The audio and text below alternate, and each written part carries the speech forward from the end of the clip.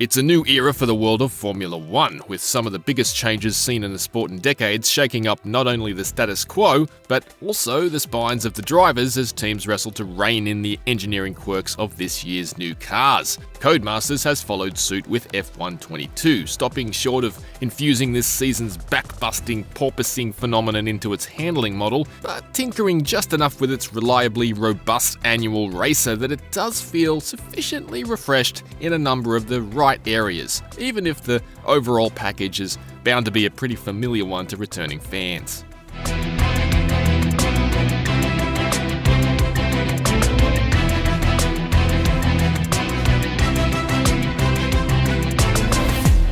Rest assured, there is more to F1 22 than simply a stable of the latest cars and the new Miami circuit. Visually, it's treading water this year, but small touches like neat new post-race clips of the battle-worn cars and updated camera angles on the old podium celebrations slightly rejuvenate parts of Codemasters' F1 series that have been stagnant for many years. The new race engineer and the ability to switch out commentator David Croft for Alex Jakes, why don't we talk about Ferrari? Similarly helps set F1 22 apart from the previous F1 games, which have been feeling increasingly recycled in this department. A new adaptive AI mode joins the standard and already huge list of driver aids and accessibility options and seems to keep the pack within striking distance of less experienced racers, making for more exciting racing regardless of skill. I watched my 8-year-old duke it out with the adaptive AI and while I can't quite observe the difference between the two available levels of it, it did seem to keep him in the hunt without making the AI roll over entirely. Bigger bullet points like the welcome inclusion of the F1 sprint race format and slick VR support for PC players are obviously harder to miss. The F1 series is quite late to the table when it comes to VR support, so I think it's unlikely veterans of other existing VR racing games will be wowed in quite the same way we were some years ago, but the novelty value of having it available in the official F1 series is very strong. With its dedication to replicating the minutiae of the real thing from the paddock to the track, the F1 series has been a wonderfully immersive recreation of the world's premier motorsport for some time. Experiencing it through a VR lens is doubly so. Yes, fantastic! You just won the Grand Prix! However, not every new feature of F1 22 earns a spot on the podium. With Codemasters confirming earlier this year that further installments of the Breaking Point story mode it introduced in F1 2021 are on a 2-year cadence, F1 22 does not include the next chapter of the studio's airbrushed yet earnest take on a fictional behind-the-scenes F1 fairy tale.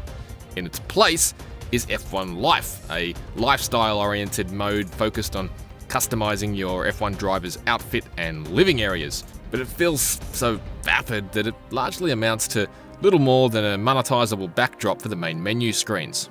F1 22 puts the focus on this new mode by throwing you straight into tinkering with F1 Life's default settings on first launch. This is your F1 Life.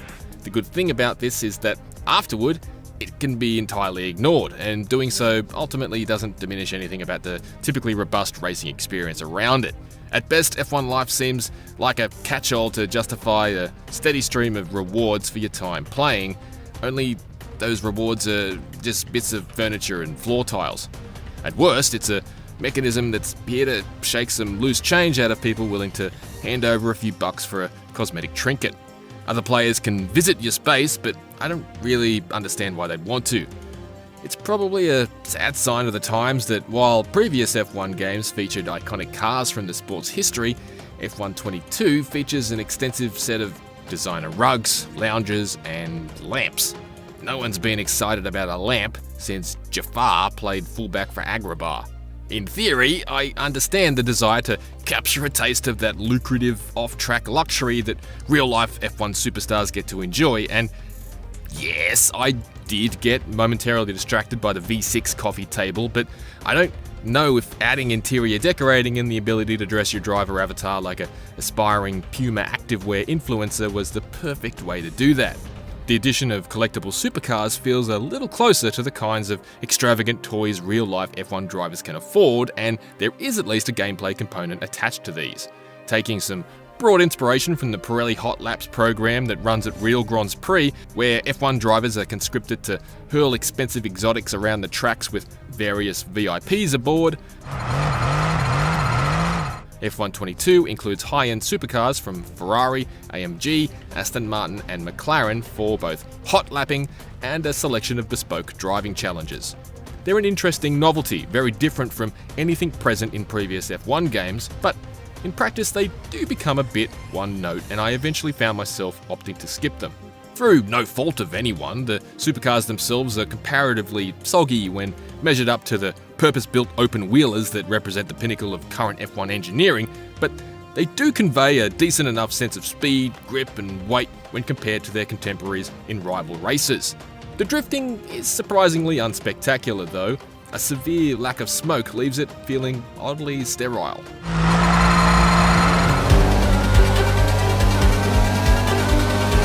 The real stars of F122, of course, are the new F1 cars, which are the sleekest looking in many years, though saddled with a few interesting handling idiosyncrasies that demand some adjustments from F1 2021. With their bigger wheels and tyres, plus their added bulk, 2022's F1 cars are the heaviest they've ever been. They're also lower and stiffer, with less top body downforce and a renewed focus on ground effect aerodynamics, sucking the cars into the asphalt the faster they go. In F122, this is translated to cars that feel like they've lost a fraction of their nimbleness and feel a little more violent over curbs and humps.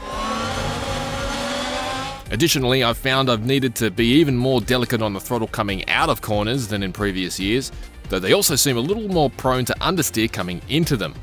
The upshot is a handling model that I'd hesitate to say is better than that of the old cars in F1 2021 and previous editions, but it is one that feels credibly in line with the known characteristics of the new ones.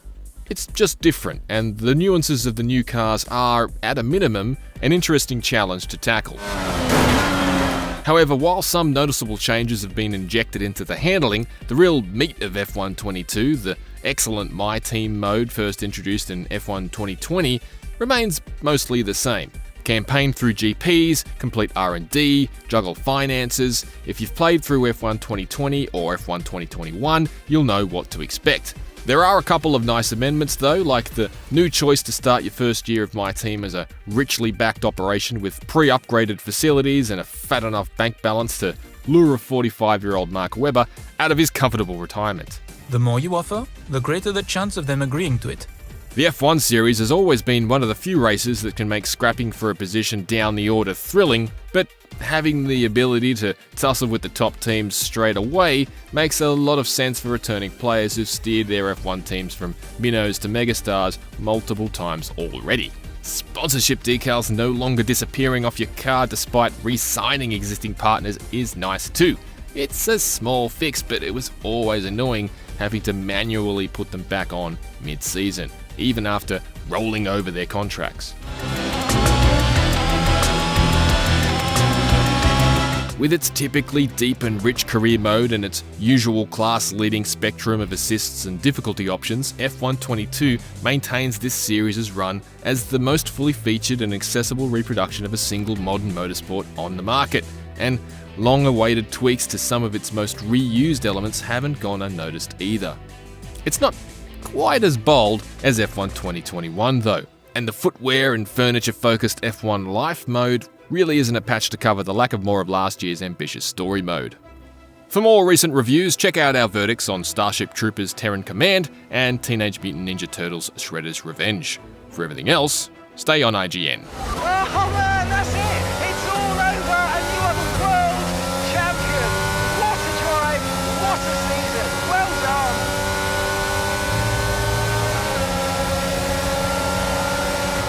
And so the celebrations begin, and well earned they are indeed. It may have looked simple at times, but as any racing driver will tell you, competing at this level, at the very top, is anything but simple.